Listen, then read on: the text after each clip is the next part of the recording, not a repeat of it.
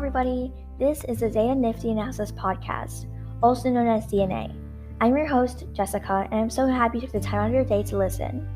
On DNA, I go through a deep dive in topics surrounding science, pieces of literature, and knowledge I've gained throughout my experiences. Today, I'll be going over a summary of the hit Broadway musical, Hamilton, an American Musical.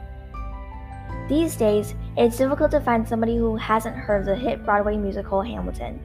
It shattered records and brought the concept of historical musicals to light.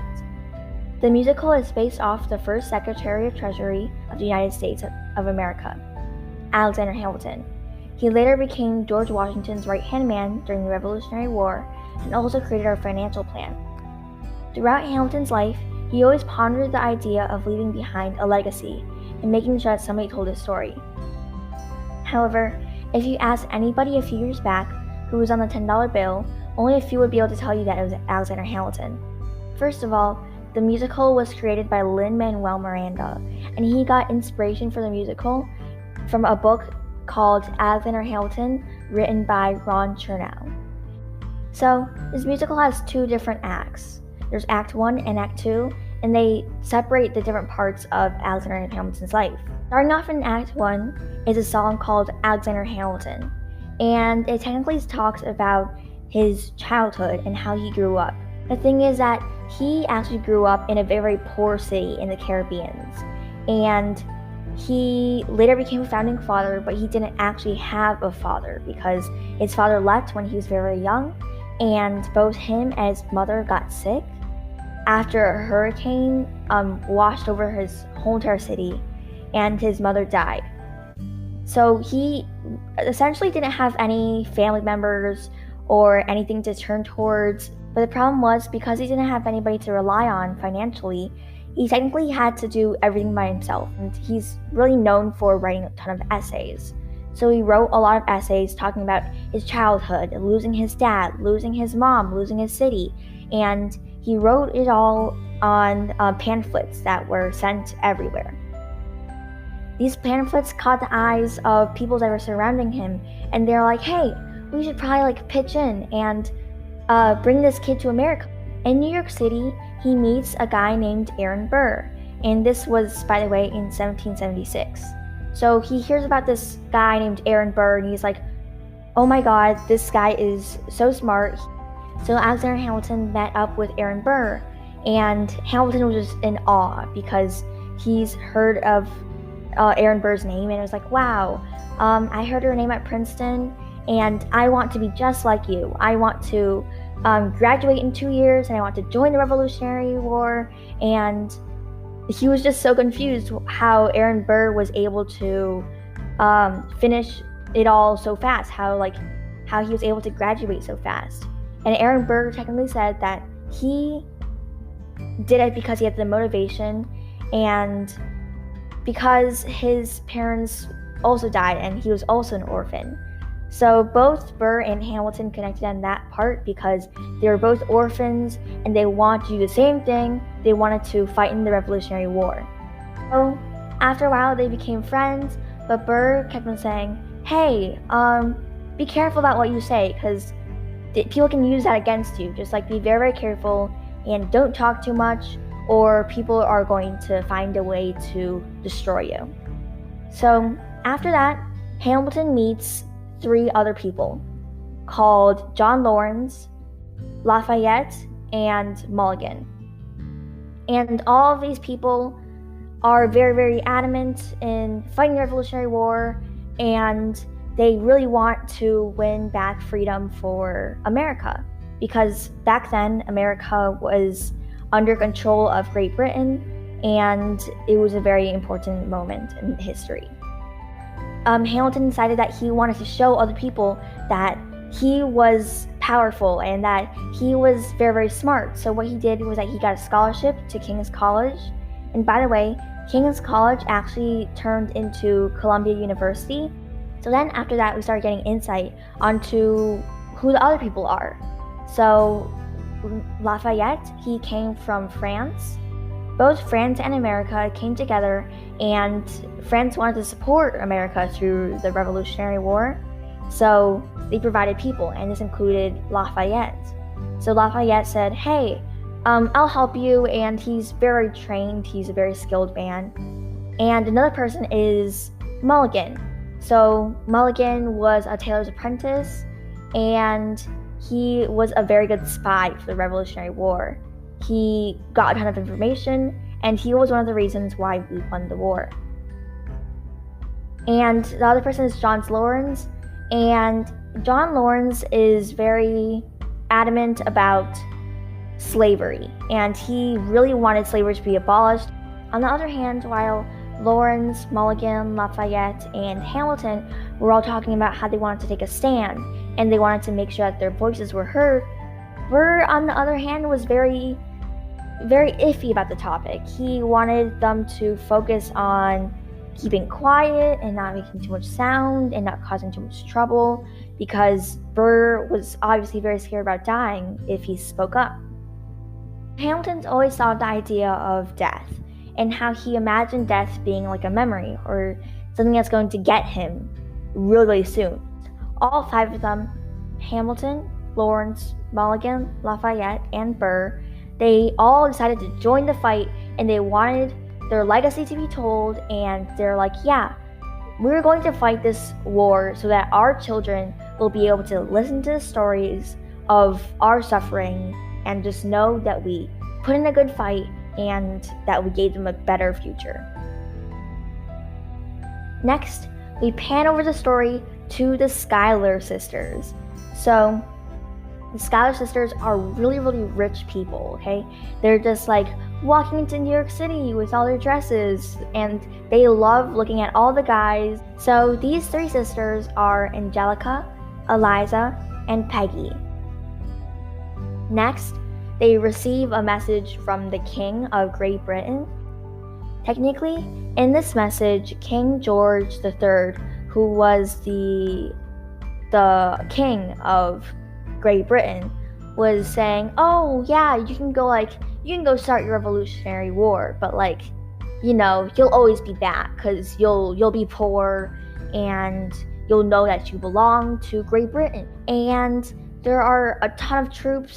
There are actually 32,000 troops in New York Harbor, and people are surrounding these troops, and they're trying to trap these British people and win the war. And Hamilton talks about how he, as a child in the Caribbean, wished for war so that he could prove that he could do something. Because as a child, he wasn't really told that, yeah, you could do this if you want. But now that he's in America, he was able to do these things, and he was able to fight on the battlefield. Now we are introduced to the first president of the United States, George Washington. George Washington was obviously the general for this army that they were creating, and he came from Mount Vernon, and all George Washington wanted to do was to become a farmer, but people recognized his strength. However, because there were so many troops and there were so many things that were going on, George Washington thought, oh, I should probably get a right-hand man. A right-hand man is technically like second in command, so Washington was trying to find a person to be his right-hand man. And on the other hand, Hamilton is fighting. He stole a ton of cannons, so he really helped win this battle. And Washington recognized the amount of potential that Hamilton had, because Washington just saw himself in Hamilton and saw his dedication to trying to fight this war. So Burr went up to Washington and said, hey, I can see that you need help and that you need a right-hand man, and I feel like I'd be great at that job.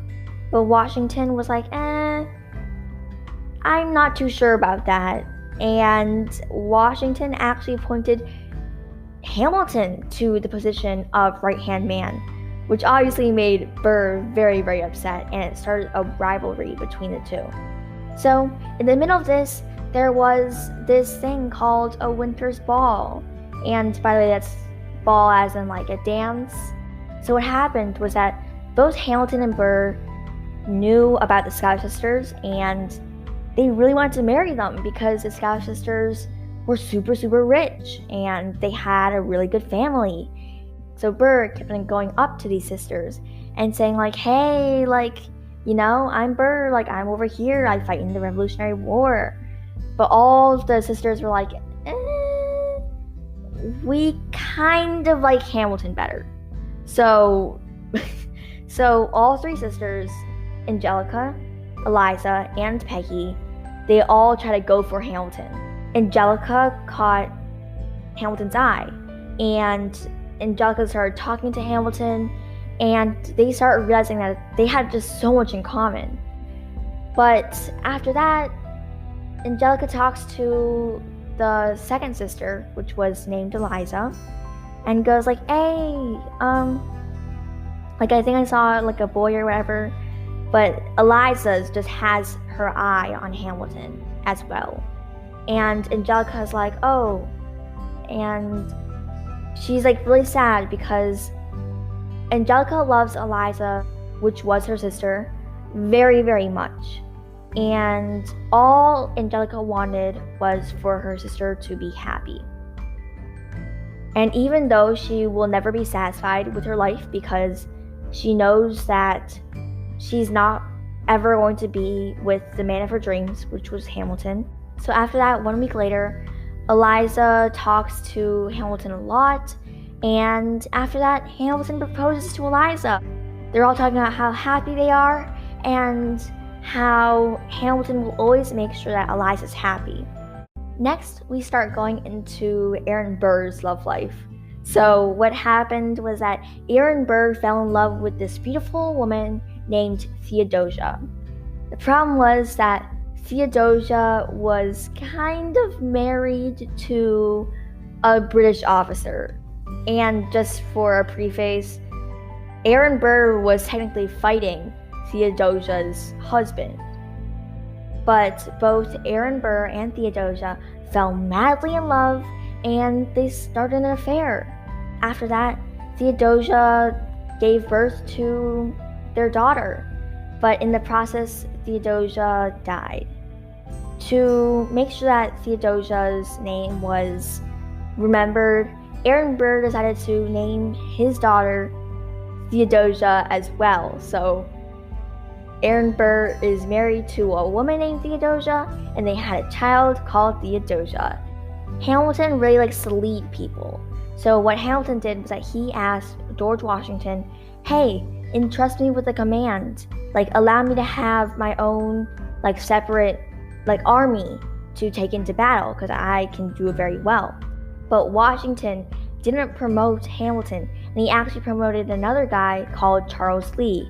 And Charles Lee was just a mess. Whatever Washington wanted to do, Charles Lee thought opposite of it. So if Washington said, hey, everybody attack, then Lee would go, everybody retreat. After this, they started going over the conditions that they're in. They start talking about being in 100-degree heat, and how thousands and thousands of soldiers are dying from it, and how there is a lot of disease going around, how they have to eat their horses because they don't have enough food.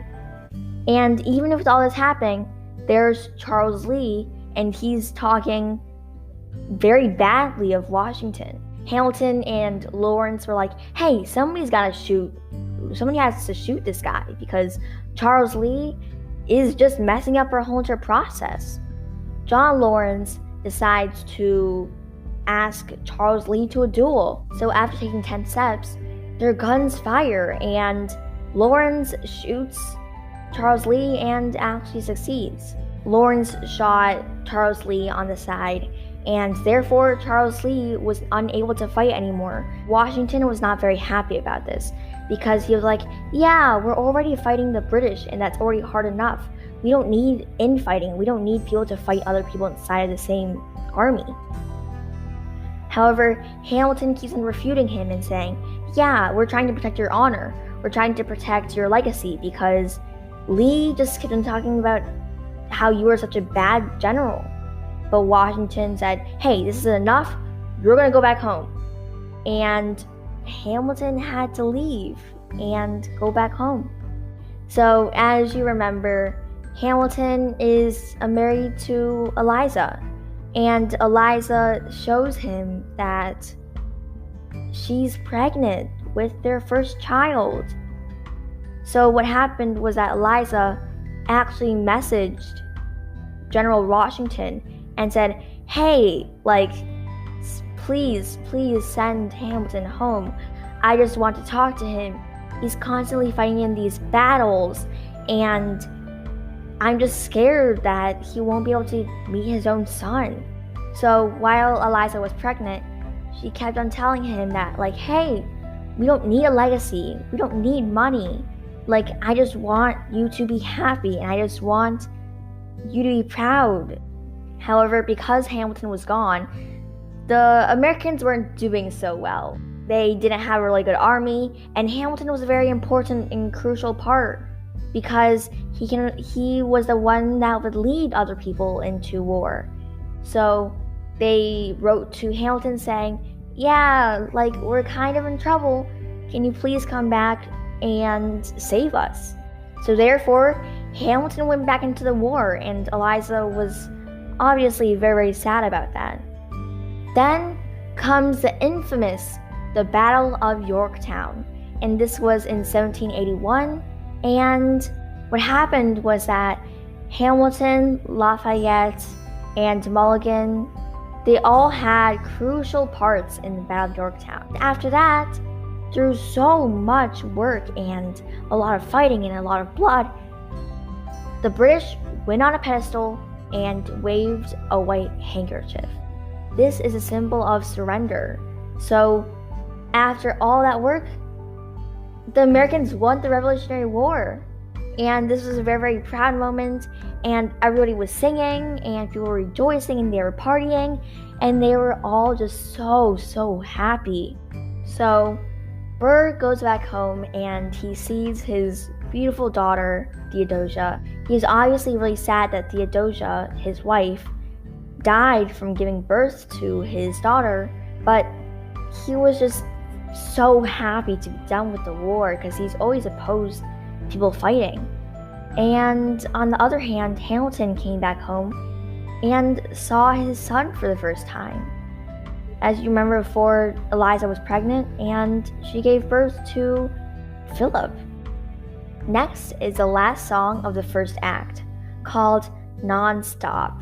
So after the 100 War, Hamilton's thinking, what should I do with my life? I did this really big thing, fighting in the war as Washington's right-hand man, but what's the next thing I do? What are my next steps? And he decides that he wants to go back to New York and study law. And he also had somebody studying right next door who was Burr. However, Alexander Hamilton studied very, very hard, and he started becoming a better lawyer than Burr, and Burr was not very happy about that. Hamilton keeps on leading different cases, and he's just doing great, and he gets invited to be part of the Constitutional Convention. He is the New York junior delegate there, and he proposes his own form of government. At the same time, Hamilton's continuing to write different essays and continuing to do all these amazing things, and he thinks of a new idea. Hamilton wants to create an anonymous set of papers defending the U.S. Constitution. Back then, people did not like the idea of a constitution. They just wanted to live and do whatever they wanted. They didn't want any rules. They didn't want any laws. So Hamilton asks Burr for some advice and for him to help him write the essays. However, Burr turns him down. Hamilton becomes very defensive about it. He's saying oh, we fought in this Revolutionary War for so long, and you studied, and you worked very, very hard, but you're not willing to take a stand. You're not willing to help me protect the Constitution. And Burr's saying, oh, well, I keep all my plans to myself. I don't want anybody to know what I'm planning, and Burr just doesn't like to speak out a ton. At the same time, while Alexander Hamilton's writing these Federalist Papers and these series of essays to defend the U.S. Constitution, he's also writing to Angelica, which was the oldest Schuyler sister. Angelica actually married somebody that she didn't really love and moved all the way to London. Angelica still really loved Hamilton. She was always waiting for his next letters and thought that Hamilton was just a genius and was her true love. But she couldn't say that because Hamilton was married to her sister. So Alexander Hamilton joins forces with John Jay and James Madison to create these Federalist Papers, which you can still read to this day. The plan was to write a total of 25 essays, and the work would be evenly divided between the three men. However, at the end, they wrote 85 essays, which was 60 more essays than they were planning to do. And this was all within a span of 6 months. However, after writing 5 essays, John Jay got very, very sick and stopped writing them. James Madison wrote 29 essays, and Hamilton wrote the other 51. Even though Eliza keeps on telling Hamilton, hey, please take a break, please just relax, just for a second, Hamilton says, no, I will go run for treasury and I'll make a difference. That's the end of the first act. We'll go into the second act right now. So now it's 1789 and Hamilton becomes Treasury Secretary and Washington becomes the first president of the United States. So while the whole Revolutionary War was going on, Thomas Jefferson, who you know as the third president of the United States, was actually in France and he came back home to America. So Thomas Jefferson came back home and everybody was so happy they came back home.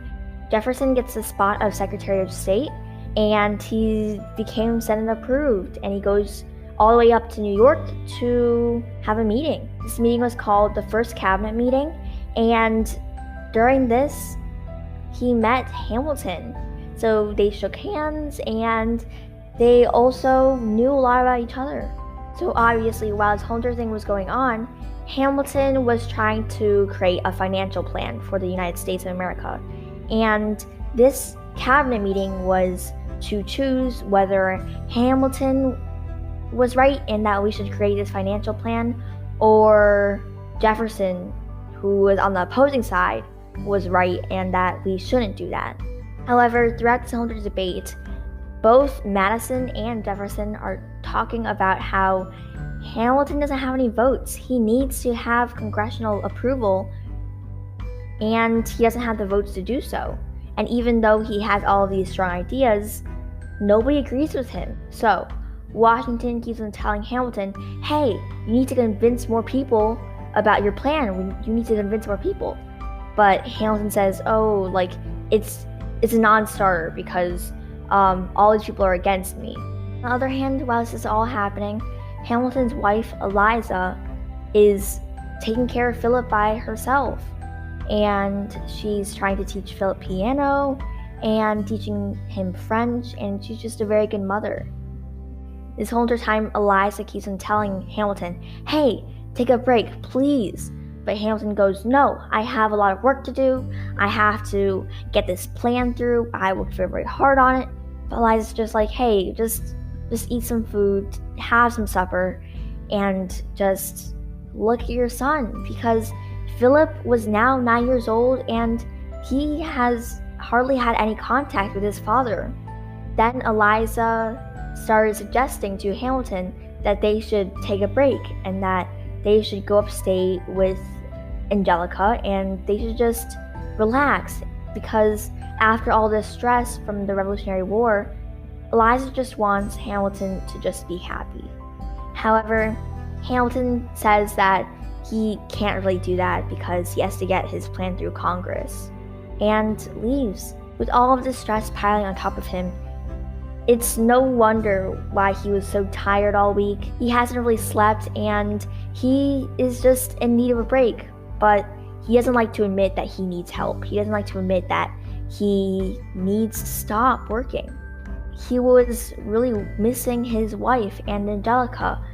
But then he meets Maria Reynolds, and Maria sees Hamilton on the street and goes, hey, Hamilton, I know who you are, but I don't know where to go. So Mariah keeps on telling Hamilton how her husband abused her and her husband hit her and her husband cheated on her and how she was just so sad and so helpless. And Hamilton gave her money. And after that, they started an affair. And even though Hamilton knew it was very wrong because Eliza did nothing, Eliza was a very supportive wife, but he just cheated on Eliza with Mariah. And that wasn't a one-time thing. He kept on doing it over and over again for a month. And after that, he received a letter from this guy named Mr. James Reynolds. And James Reynolds technically tells him, hey, the person who you're having an affair with is my wife. And if you don't do anything, if you don't give me enough money, I am going to tell Eliza. So obviously Hamilton went up to Mariah and he goes, hey, like, what are you thinking? Like, why'd you do this? Why'd you set this up? And then Mariah's just crying and just weeping. But Hamilton goes, oh, so your whole entire story is a setup. Like, you plotted this whole entire thing just so that I didn't get in trouble.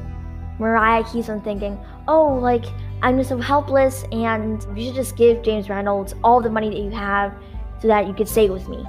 So that's what Hamilton did. Hamilton wrote a lot of checks and sent them off to James Reynolds, and he continued having the affair. So Hamilton continues to work, and he meets up with both Jefferson and James Madison and talks about his financial plan, and they strike a deal. So something that was very important was that the capital of the United States back then was in New York. And a ton of Southerners were very angry about that because they're like, oh, the Northerners have a lot more power because the capital is near them. So Hamilton took advantage of this situation and he said, hey, James Madison and Thomas Jefferson, if you help me get my financial plan through to Congress, then I'll convince them to move the capital of the United States of America downwards. I'll move it down to the south. Thomas Jefferson and James Madison agreed to this, and Burr is feeling kind of left out because he's thinking, oh, there are two Virginians and an immigrant, and they're in this room talking about important stuff, and I'm not there. Burr's technically feeling very jealous that he doesn't have the power to do these type of things. Because Burr is very jealous, he decides to take Philip Schuyler's spot. You probably recognize the name Schuyler because that is Eliza and Angelica's last name. So Philip Schuyler is Hamilton's father-in-law and Eliza and Angelica's dad. Philip Schuyler loses his Senate seat to Aaron Burr. Aaron Burr technically changed parties, which was not very common back then, to fight with Philip Schuyler because he was very jealous about Hamilton's spot, so he messed with Hamilton's father-in-law. Hamilton is obviously very angry about this, and he's saying, oh, Burr, I considered you a friend. Like, how could you do this? How could you change parties to run against my father-in-law? No? But Burr was like, oh, I just seized the opportunity that I saw. Like, I saw an opportunity and I took it. So, as you can recount from earlier, France was an ally with America and they were partnering up for the Revolutionary War. And France didn't ask for money in return. France didn't ask for land in return. They asked for America to stand by their side if France was ever in a war. And they agreed on those terms. So, when France was on the verge of war with England, America had to make a very important decision. They had to think of whether or not to abide to this treaty that they made earlier. They had to figure out whether or not they will provide aid and troops to their French allies. Once again, both Jefferson and Hamilton were opposing each other on this topic because Hamilton didn't really like France. Hamilton was more supportive of Great Britain, and this is very confusing to think about because he fought with Great Britain earlier, but what Hamilton wanted to do was to trade with Great Britain, and he was not very supportive of France. Hamilton, in this debate, talked about how they don't have enough money, they don't have enough resources, and if they went into war, all of them would die and there'd be no point. However, Jefferson, who was ambassador at France earlier and who loves the French, thought, well, we signed this treaty and we can't break promises. We can't break signed contracts and signed papers when they are in need. However, through all of this, Hamilton wins the debate and they don't go into war. But Jefferson keeps on reminding Hamilton that he's nothing without Washington behind him. Washington has always been very supportive of Hamilton, and this is very evident. Washington made Hamilton be his right-hand man. Washington chose what Hamilton would run for. Washington also agreed with Hamilton in this cabinet meeting. After that, Burr, Jefferson, and Madison grouped up together to go against Hamilton. They're like, hey, we have to find some dirt on this dude. We have to find something that would bring him down, because Hamilton was technically just leading America to success. And they wanted to have part of that fame. After that, Jefferson, Madison, and Burr uncovered some money that Hamilton mysteriously sent out to Mr. James Reynolds. As you probably remember, Hamilton had to pay James Reynolds to keep his mouth shut with the affair, and now Jefferson, Madison, and Burr found out about that. With all this happening, Washington decides to resign. He decided to just leave after 2 terms because he wanted America to build up strong. He wanted it to be democracy, and he didn't want to be king. After that, Hamilton realizes that Jefferson resigned this morning because Jefferson was going to run for president. Washington said a final goodbye to America, and he went back to Mount Vernon in Virginia and just, became a farmer. He didn't like the fame. He didn't like people going to his house and celebrating him. He just wanted to live a very quiet life with his wife. Obviously, the idea of Washington stepping down from president was a very big thing. And this information went all the way to King George. King George was just very confused about why George Washington was yielding his power and stepping away. Then he realizes that the second president is going to be John Adams. King George actually knew John Adams and was just so surprised. And King George thought that America would go up into flames because John Adams just doesn't have that very recognizable name. On the other hand, George Washington was very famous and he was very powerful, and John Adams just seems like just a regular dude. So Adams becomes president, and Jefferson's the runner-up to president, which makes him the vice president of the United States.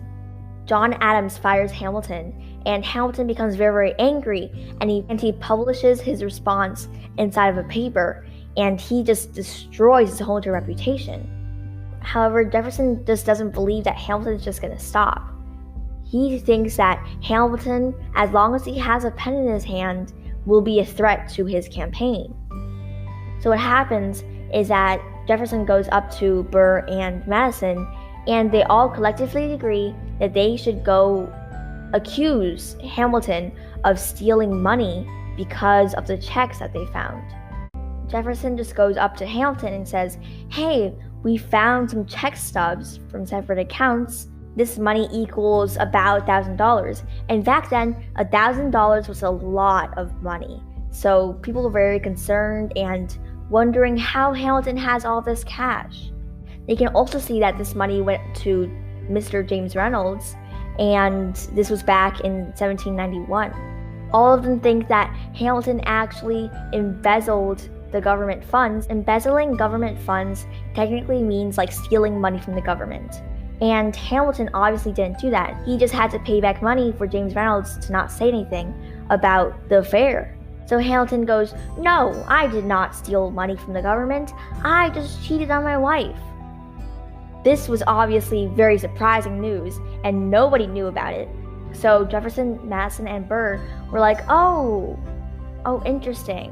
Because back then, nobody cheated on each other and nobody divorced, and it was just it's a very different scene from now. Technically, those three men had blackmailing power over Hamilton, and Hamilton knew this. So Hamilton kept on asking them, hey, you'll keep this quiet, right? You won't tell anybody. But they were like, oh yeah, we won't tell anybody. But obviously this was not true. Hamilton knew he had to do something because this could technically ruin his whole entire career. Because after this, they could get Hamilton to do whatever they want him to do because they have this information against him. Because of this, he decides to write about this affair in the Reynolds pamphlet. In the Reynolds pamphlet, he talks about how he had a connection with James Reynolds and about how he had an affair. He talks about how he had frequent meetings with her and how he lied to everybody. While this is all happening, they all recognize that Hamilton will never be president because somebody who is president can't have this type of record. Because of this, Angelica comes back home from London and supports her sister through this whole entire thing. Everybody is obviously really sad about Eliza, which was Hamilton's wife, because his wife just technically figured out about this affair through a piece of paper. Eliza decides to burn all of the love letters that she's received from Hamilton because she doesn't know what's real or not. She doesn't know when the affair happened or how long ago it was, so Hamilton just could have wrote these love letters to Eliza, but just been cheating behind her back. Eliza talks about how the whole entire world seemed to burn and how that she wanted Hamilton to just go away. She talked about how she was taking care of their children while he was off doing other stuff, and that his children just didn't get to see him at all. Her heart was just completely broken. Philip, who was Hamilton's first son, decided to go into Hamilton's footsteps. He became a graduate of King's College. He also astonished other people with his brains, and he was just trying to follow in Hamilton's footsteps.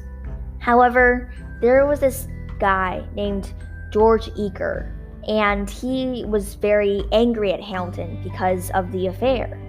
And Philip was very distraught about it because Philip always thought about his father in a very positive light. So he decided to go up to George Eaker and tell him that he wanted to have a duel because back then, when there were conflicts, they settled it by having a duel. After that, Philip goes up to Hamilton asking for advice because Philip has never fought in a duel.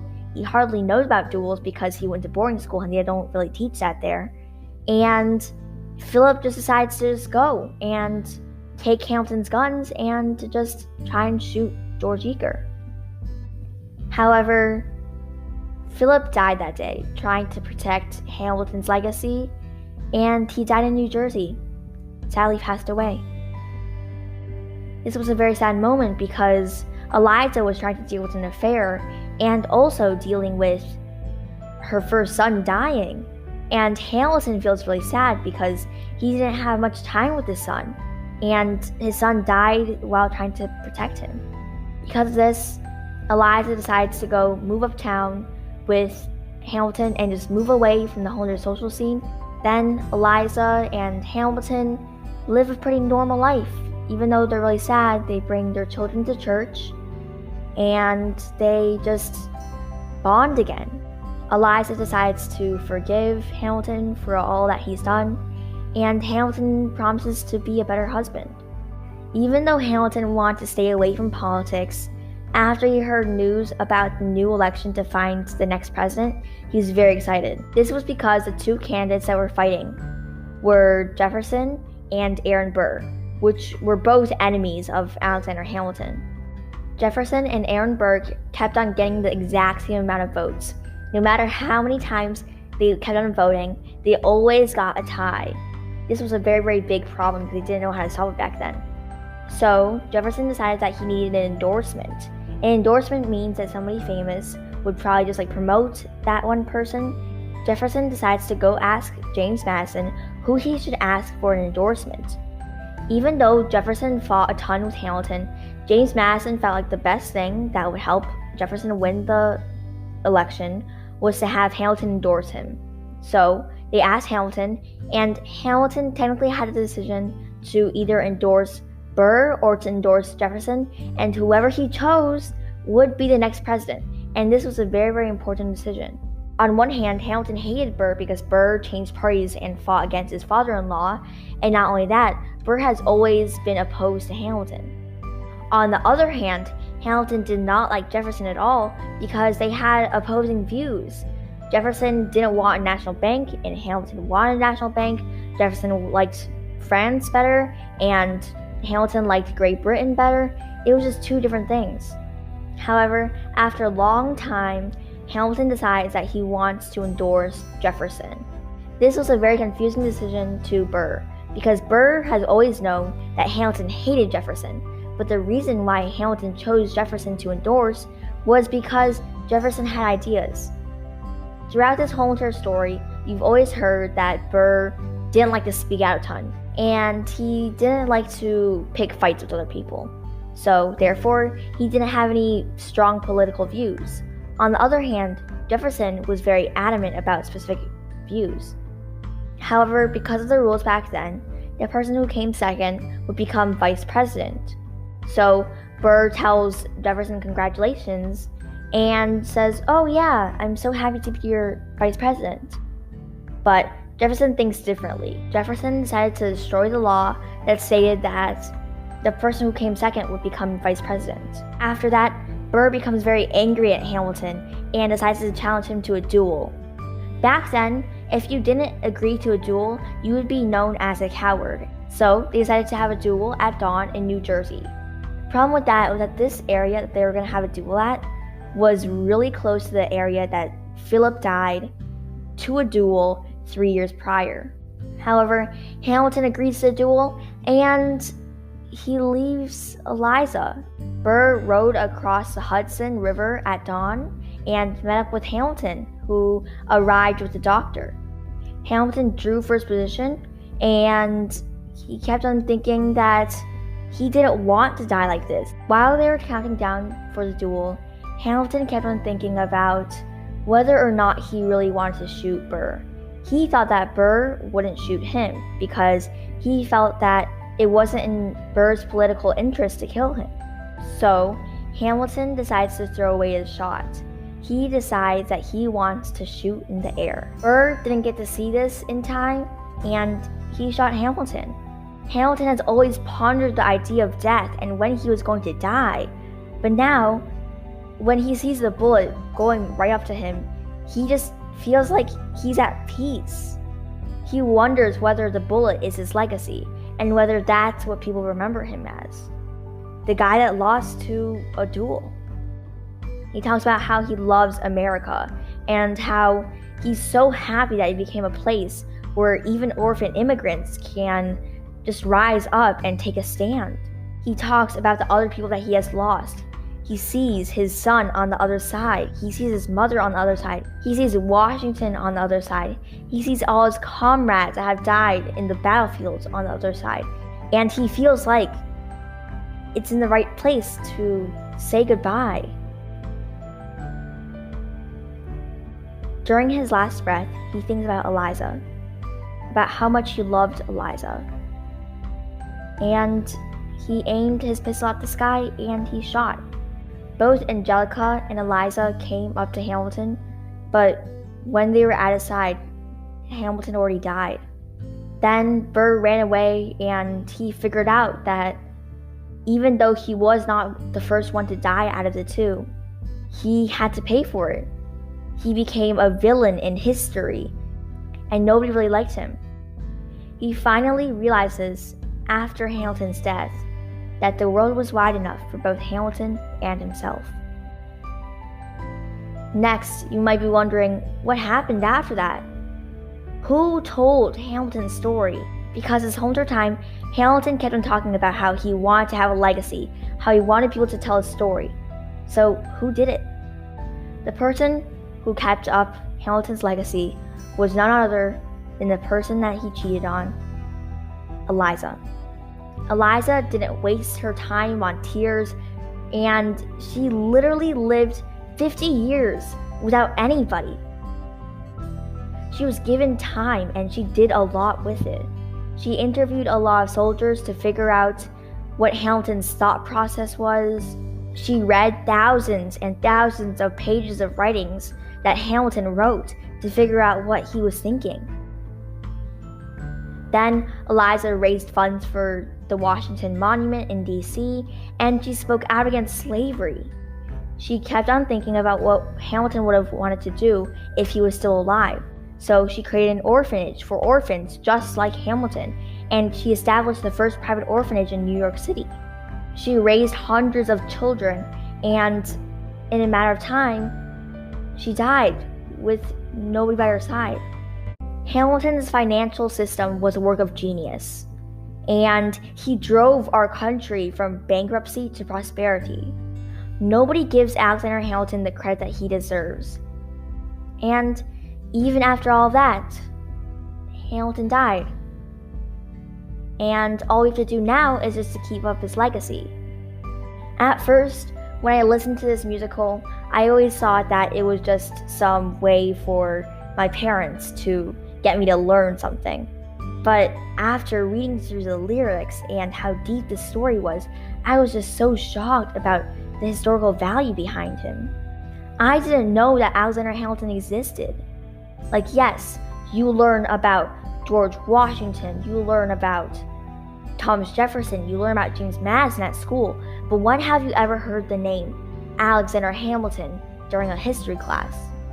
Shouldn't he be recognized more after all the work that he's done for our country?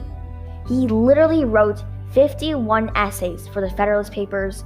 He was at the Constitutional Convention, he was at cabinet meetings, he created our financial plan, he established the National Bank. All of this stuff is so significant, and the problem is that nobody knew his name until this musical. I hope that you took something away from this. I feel like we should keep up Alexander Hamilton's legacy and tell his story for generations to come.